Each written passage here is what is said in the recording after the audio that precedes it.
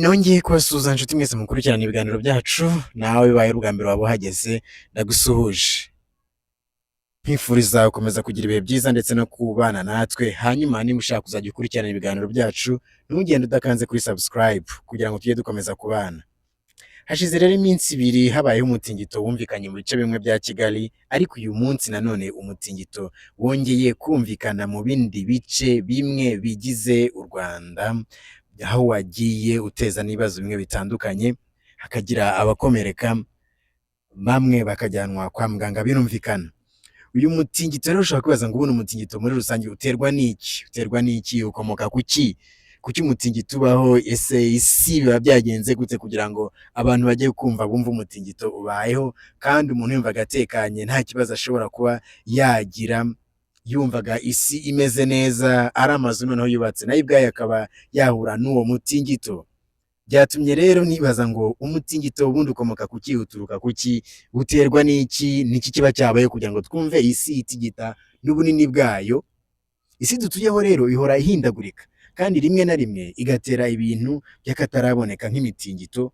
Umutingito kandi ni kimwe mu byago karemano biteye ubwoba, kuko ni karemano nta kindi kintu wabikoraho, kandi bigira ingaruka zikomeye ku bantu no ku bidukikije. Ni ukunyeganyega rero gukomeye k'ubutaka kubaho, imisozi ikaba yagira ikibazo, guterwa ahanini no kurekurwa kw'imbaraga zari zibitse mu gace runaka ko mu nda y'isi. Inda y'isi, hari igihe tuvuga ngo dutuye mu isi, ariko muri dutuye ku isi, ntabwo dutuye mu nda yayo.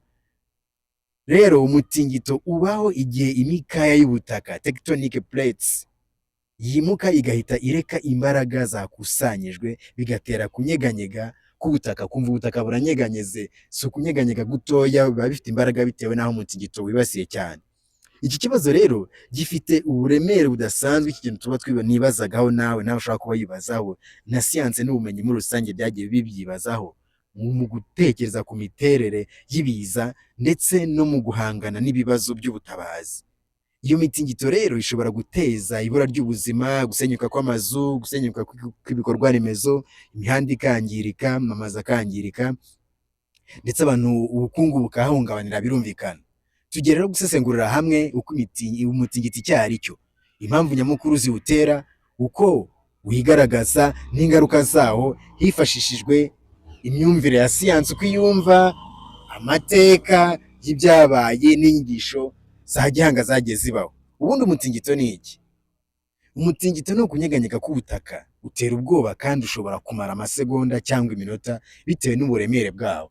Ushobora kwibaza uti akantu kaba mu masegonda ukumva ahantu haranyeganyeze cyane, bimaze iminota bigenda gute? Rero nk'uko bisobanurwa na International Seismological Center, umutingito ugaragazwa n'impinduka zishobora gupimwa hifashishijwe ibikoresho byitwa seismographs, bikerekana ubukana bw'umutingito hifashishijwe urwego rwa Richter cyangwa moment magnitude scale. Umutingito wigaragaza mu buryo bubiri: umutingito nyamukuru wo twakwita nka main shock. Uyu mutingito nyamukuru rero ni wo mutingito w'ingenzi wibasira ahantu, ugira ubukana bwinshi, nyine uba ukaze cyane. Hakabaho n'indi mitingito rero yishobora kuba yoroheje, iyo bita foreshocks cyangwa aftershocks, biba mbere cyangwa nyuma y'umutingito nyamukuru. Bigira uruhare mu kongera umutekano muke mu gace bibayeho umutingito. Ibyo rero nabyo bishobora kubaho mbere y'umutingito se cyangwa nyuma yawo, hakagira ikintu ushobora kumva ariko umutingito utari waba, aba ari nk'integuza. Ariko se buriya ni iki gitera umutingito? Umutingito rero buriya ngo uterwa n'impamvu zitandukanye, ariko cyane cyane zishingiye ku mikorere y'isi, uko isi mo imbere imeze. Nk'uko nabivugaga, ntabwo dutuye mu isi, dutuye ku isi, ahubwo mu isi n'imbere hano mu butaka ukomejemo hasi hari ibiberamo byinshi. Hari igishobora kubaho kumva nk'imikaya, iyo twakwita nk'imikaya y'isi, tectonic plates. Isi igizwe n'ibice binini by'ubutaka bita plates, izo twakwita nk'ama plate tectonic cyangwa tectonic plates, bigenda bikoranaho, bikikomanya cyangwa bikaba byatitira. Iyo izo plate rero zifashwe n'imbaraga nyinshi ziturutse mu nda y'isi, zigeraho zikarekura izo mbaraga, bigatera umutingito. Bituma rero wumva habaye kuko isi naho buri wese umuntu ashobora kuba atuye, munsi bifite aho bifatiye. Iyo bigonganye rero, iyo bihuye habaho imitingito. Bivuga yuko rero 90% by'imitingito yose iterwa no kwimuka kw'izo plate cyangwa kw'ayo ma plates ibice by'isi bigiye bituyeho, kuko isi aho ituye bigiye bitandukanye. Ushobora no kubirebera nk'iyo wareba ugasanga agace kamwe hari aho kari mu mazi, ugasanga ni nk'icyo twakwita ikirwa. Ushobora kwibaza ngo ikirwa gihura hehe n'indi misozi n'ubundi butaka busanzwe, ariko munsi byose birahuye. No mu nda y'isi rero niko bimeze, ukaba wasanga ibice bimwe na bimwe bigiye hari aho bihuriye. Bishobora rero kugongana, byagongana bikaba byateza uwo mutingito. Ibiro rero, ibyo twavuga rero, hari n'ikindi gishobora guturuka ahantu kubera ibirunga bishobora kuba bihari. Ahantu hari ibirunga cyane cyane mu gihe kirimo cyagiye gishaka kuruka, umutingito ushobora kubaho.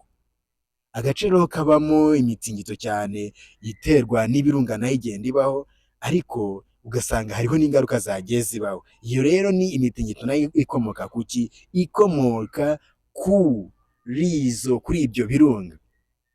Hariho n'ikindi gishobora kuba cyabaho, cy'imitingito ishobora kubaho bitewe n'ahantu h'isi hagiye kuba hagwa h'isi, cyangwa se aho hari ibikorwa by'abantu byacukuye ubutaka cyane. Urugero nk'ahacukurwa amabuye y'agaciro, aha imitingito iba ifite imbaraga nkeya ariko ishobora guteza ibibazo. Hariho abantu bashobora kuba baracukuye bakuramo amabuye y'agaciro, ugasanga binjiye mu butaka bw'isi baracukuye cyane, bikaba byateza icyo kibazo. Imitingito rero habaho n'indi ishobora kubera imbere mu nda y'isi, iyo twakwita nka induced seismicity, ishobora kuberamo imbere. Aha ni igihe ibikorwa by'abantu nk'imijyi, ubucukuzi, amazi n'imiyoboro minini cyane, ibikorwa by'ingufu nk'ibikomoka kuri gaze na peteroli bishobora gutera umutingito. Aha twavuga nk'imitingito iterwa n'ibikorwa bya fracking, hydraulic fracturing, nko abantu aho bashaka gusatura cyangwa ahandi tuvuga ngo urutare bagiye kurumena, biriya nabyo byo mu kumena urutare bishobora kuba byateza umutingito ku tundi duce. Usanga hano hanavuga ati amazu yacu yasenyutse kubera iki? Kubera yuko barimo hari aho barashe urutambi. Ibyo nabyo nibyo twakwita nk'imitingito. Umutingito rero wigaragaza ute? Umutingito ushobora kugaragara mu buryo butandukanye. Kunyeganyega k'ubutaka bishobora gutuma inzu zisenyuka, ibiti bigwa n'ibindi bikorwa bigakomereka, bigakomangana, ugasanga imihanda yangiritse, ugasanga ibiraro byangiritse. Ibi nibyo bishobora kwigaragaza. Ugasanga ubwoba mu baturage bwabayeho, benshi ugasanga barahunga amazu, abandi bagira ibikomere n'ihungabana ryo mu mutwe, kuko umutingito niba ubayeho umuntu yari ari mu nzu ntabwo ari bugume mu nzu, abantu bari burwane basohoka. Tekereza niba ari nk'ahantu hari inyubako ikoreramo isoko, inyubako y'abanyeshuri, mu rusengero, utekereza uburyo abantu bari burwane basohoka. Hari n'abakomereka batazize umutingito ahubwo bazize gukandagirwa n'abandi no gushaka gusohoka. Habaho rero n'ingaruka zishingiye ku mihindagurikire y'ubutaka, nk'ihinduka ry'imigezi, isenyuka ry'imisozi, iyo twakwita landslides, ugasanga ubutaka bwangiritse, ndetse na tsunami igihe umutingito waturutse mu mazi. Habaho icyo bita tsunami, kuko imitingito yabereye mu butaka, amazi nayo agateza iyo myuzure. Ibi rero bigenda bibaho, ndetse n'abahinga bashobora kukubwira bati imyumbati yacu kubera umutingito yarangiritse, ibijumba byangirikiye mu butaka. Ingaruka rero z'umutingito, umutingito buriya ugira ingaruka nyinshi ku muryango mugari, ingaruka ku buzima bw'abantu. Hari ibiturika bishobora gusenyuka kw'amazu, cyangwa ugasanga nk'amashanyarazi, amapoto yayo yaguye, impanuka nyinshi zitwara ubuzima bw'abantu. Nk'umutingito wabaye mu Buyapani muri 2011 wari uremereye cyane, kuko wari ufite magnitude y'9.1, watwaye abarenga 15,000. Habaho n'ingaruka ku bukungu, ibikorwa remezo nk'imihanda, ibitaro, amashuri n'inganda birasenyuka, cyangwa se ugasanga ibiraro byangiritse. Mu Bushinwa, umutingito muri 2008 mu ntara ya Sichuan watakaje miliyari 150 z'amadolari.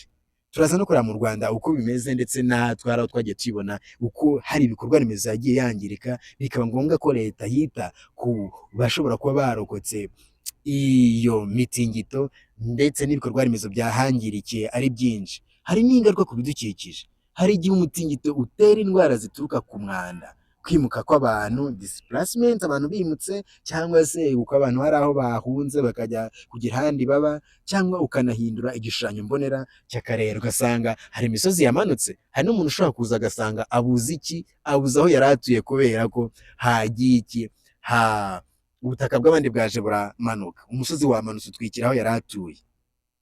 Ingamba rero zo kwirinda no kugabanya ingaruka, hari ukwigisha abaturage uburyo bwo kwitabara, gutegura ibikoresho by'ubutabazi nk'ahantu hakunze kuba imitingito cyane, hari no kubaka amazu arambye, no kuba abantu bataba mu manegeka hakoreshejwe uburyo bwemewe mu bice bikunze guterwa n'imitingito. Hagashyirwaho kandi uburyo bwo gutahura hakiri kare imitingito izaba. Buriya bavuga yuko n'agace kabayemo umutingito unasanga wenda izindi nyamaswa zo zishobora kuba zabimenye, cyangwa nk'ahantu haba iruka ry'ibirunga nta tunyamaswa duto wahasanga. Ariko se abantu bo birinda gute? Nk'Abayapani rero bafite early warning systems zo kwirinda kumenya ko hano hagiye kuba umutingito hakiri kare.